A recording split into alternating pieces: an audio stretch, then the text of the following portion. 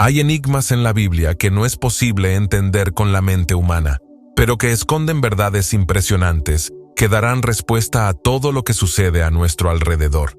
Muchos teólogos hacen el esfuerzo de tratar de entender ciertos temas bíblicos misteriosos, pero en ese intento de interpretar sus argumentos han sido motivo de debate. En el Génesis hay muchos misterios ocultos, y uno de ellos es la simiente de la serpiente, un tema profundo y misterioso al que se refirió Dios cuando mencionó que la serpiente tendría una simiente que sería enemiga de la simiente de la mujer.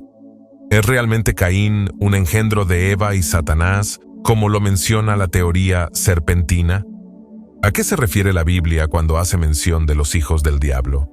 Este es un tema interesante que estaremos analizando en este video. Pero antes de continuar, te agradecería si le das me gusta a este video, y si es la primera vez que miras uno de nuestros videos, es el momento de suscribirte y activar la campanita de notificaciones para estar bien informado de cada contenido nuevo que subamos.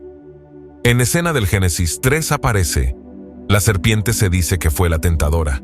Sin embargo, para cualquiera que lea cuidadosamente la narración en conexión con la historia previa de la creación y tenga en cuenta que el hombre está descrito como el ser más exaltado sobre el resto del mundo animal, no solo por haber sido creado a imagen de Dios y haber recibido dominio sobre todas las criaturas de la tierra, sino también porque Dios sopló aliento de vida en él y no encontró una ayuda adecuada entre las bestias del campo, debe ser evidente de inmediato que no fue tentado por la serpiente como un astuto y manipulador animal, sino que la tentación provenía de la serpiente, que solo era una herramienta de ese espíritu maligno. Por lo tanto, cuando la serpiente es presentada como hablando, el habla no debe haber emanado de la serpiente, sino de un espíritu superior que se había apoderado de ella con el fin de seducir al hombre. El Génesis presenta a la serpiente, que era la más astuta de todos los animales del campo que Dios había creado.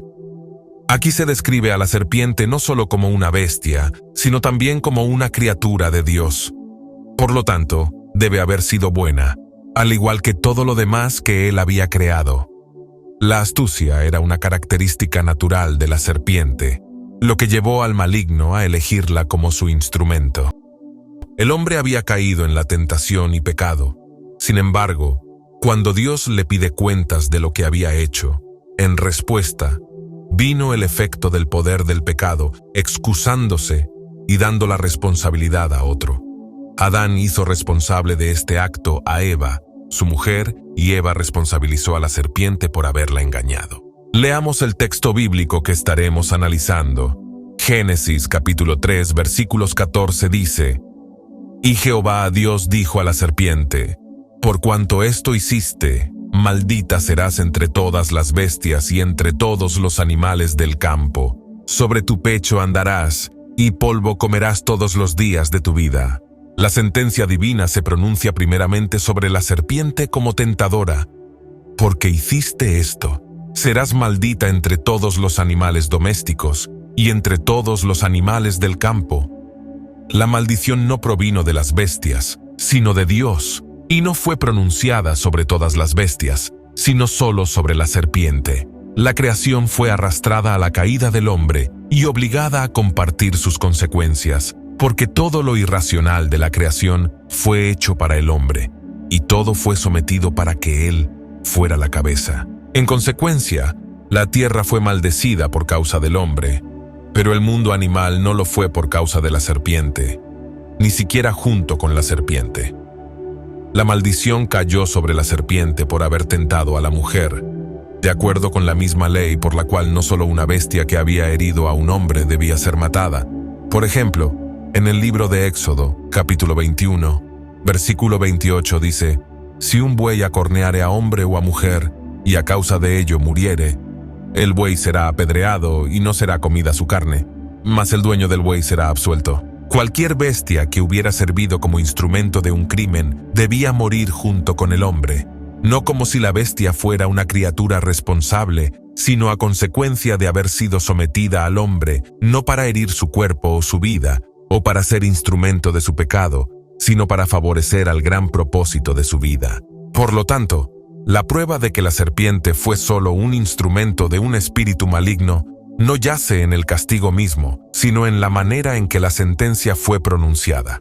Cuando Dios se dirigió al animal y pronunció una maldición sobre éste, esto presupone que la maldición no se dirigió tanto a la bestia irracional como al espíritu tentador, y que el castigo que cayó sobre la serpiente fue meramente un símbolo del castigo espiritual.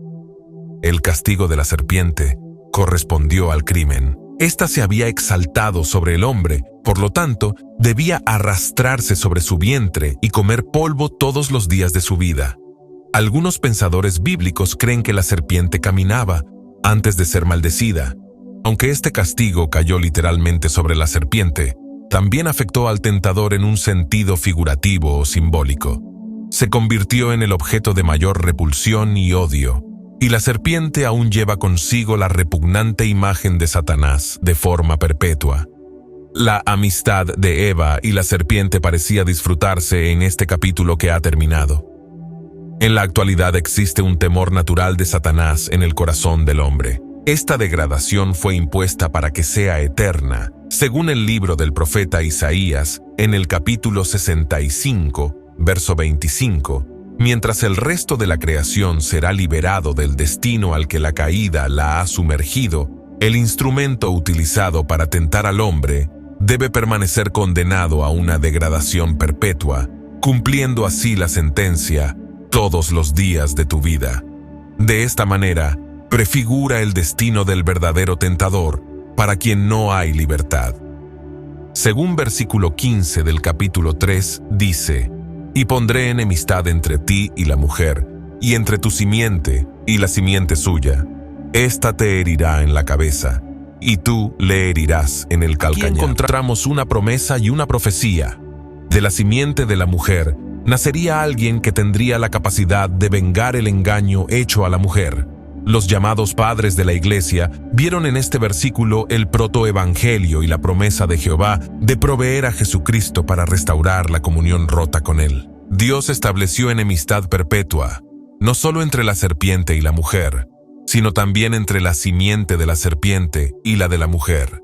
La simiente de la mujer herirá la cabeza de la simiente de la serpiente, y la de la serpiente heriría el calcañal de la simiente de la mujer. La misma palabra se utiliza con ambos, la cabeza y el talón, para demostrar que la intención por ambas partes es la de destruir al oponente. Al mismo tiempo, las expresiones cabeza y talón denotan un mayor y un menor. Algunos creen en una enseñanza falsa, que consideramos errónea, que afirma que Caín fue hijo de Eva y de la serpiente. Según esta teoría, se dice que esto dio origen a un linaje de personas impías llamadas serpentina, que lograron sobrevivir al diluvio en tiempos de Noé y que aún existen en la actualidad. Sin embargo, de acuerdo con la doctrina de la simiente de la serpiente, el pecado original consistió en la relación sexual de Eva con la serpiente. Sin embargo, según Génesis 3, el pecado original se identifica claramente con el acto de comer del fruto prohibido del árbol del conocimiento del bien y del mal. Uno de los textos que más usan para respaldar su doctrina es de Primera de Juan capítulo 3, 12, que dice: «No como Caín, que era del maligno y mató a su hermano». ¿Y por qué causa le mató? Porque sus obras eran malas y las de su hermano justas. Apreciados oyentes, tengamos mucho cuidado con esta falsa doctrina, la cual tergiversa en el pasaje bíblico. A continuación, hagamos un análisis bíblico con la ayuda del Espíritu Santo para poder comprender este tema. Primero, definamos qué es una simiente. El término hebreo es sera, cuya definición sería descendiente, especie, estirpe, ser fecunda, genealogía, generación, grano, hijo, linaje, prole, sembrar, semen, semilla, siembra. Esta palabra es usada a menudo en un sentido metafórico o figurado. La ley mosaica prohibía sembrar un campo con mixtura de semillas, es decir, con dos o más clases de simiente. Podemos definir que la simiente de la serpiente son las palabras engañosas que ella dijo para que Eva desobedeciera a Dios. Eva creyó en sus palabras y las puso en práctica comiendo el fruto prohibido, incurriendo en pecado.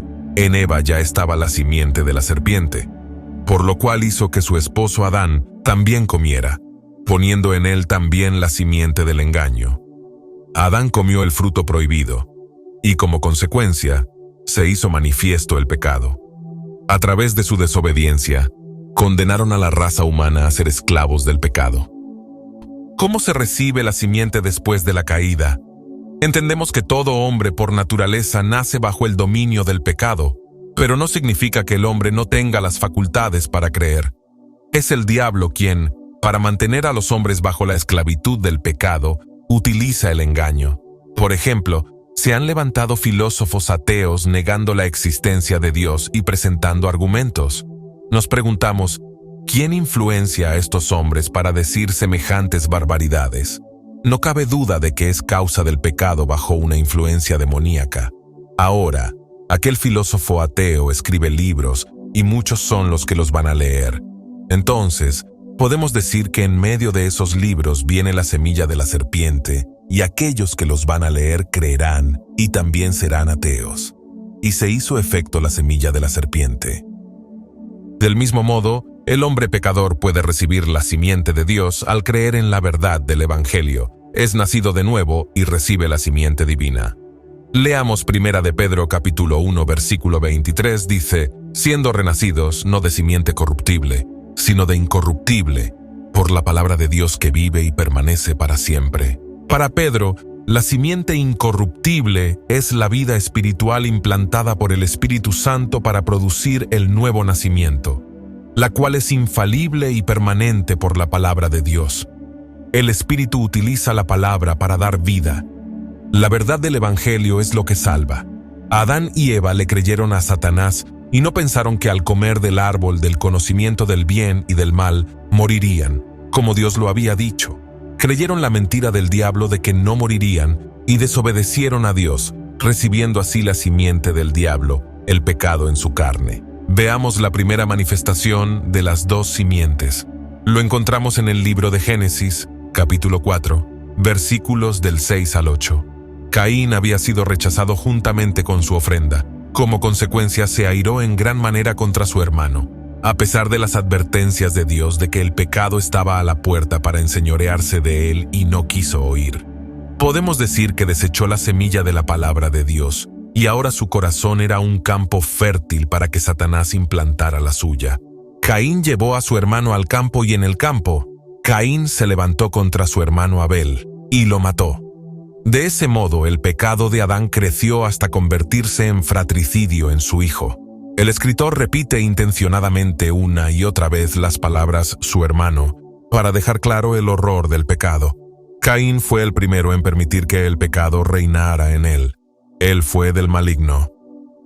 En 1 de Juan capítulo 3 versículos 11 y 12 nos dice, «Porque este es el mensaje que habéis oído desde el principio, que nos amemos unos a otros, no como Caín, que era del maligno y mató a su hermano. ¿Y por qué causa le mató? Porque sus obras eran malas y las de su hermano justas».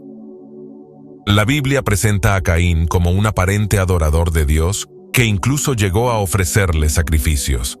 Sin embargo, las acciones homicidas de Caín revelaron que por dentro era un hijo del diablo. El apóstol Juan presenta una característica de los hijos del diablo que hace manifiesta en su falta de amor, a saber, el homicidio como expresión máxima del odio. En Caín había celos detrás de su odio y su homicidio. Sabemos que esto es satánico. En contraste con Abel, sus obras eran buenas, es decir, como tenía la simiente de Dios, se manifestaba en amor. Tal como dijo Jesús, por sus frutos los conoceréis. Por lo tanto, el amor no puede venir del diablo y el odio de Dios. Los dos son totalmente opuestos. Desde el comienzo siempre ha habido hombres que han servido a Dios, así como hombres perversos que han seguido el camino del pecado y la influencia de Satanás. Si observamos el desarrollo natural de la raza humana, Eva dio a luz hijos, pero solo uno de ellos, Set, fue la simiente por la cual la familia humana fue preservada a través del diluvio y perpetuada en Noé. Y así, nuevamente, de los 3 hijos de Noé, Sem, el bendito de Yahvé, de quien descendió Abraham, fue el único cuya simiente sería bendita para todas las naciones. Luego, De Isaac y no de Ismael se prometió la simiente, y luego de Jacob y no de Esaú. Definitivamente, si analizamos, hay una característica distintiva en aquellos que son parte de la simiente de la serpiente. Siempre han sido hombres carnales. No se les ve como hombres temerosos de Dios, o que hayan invocado su nombre.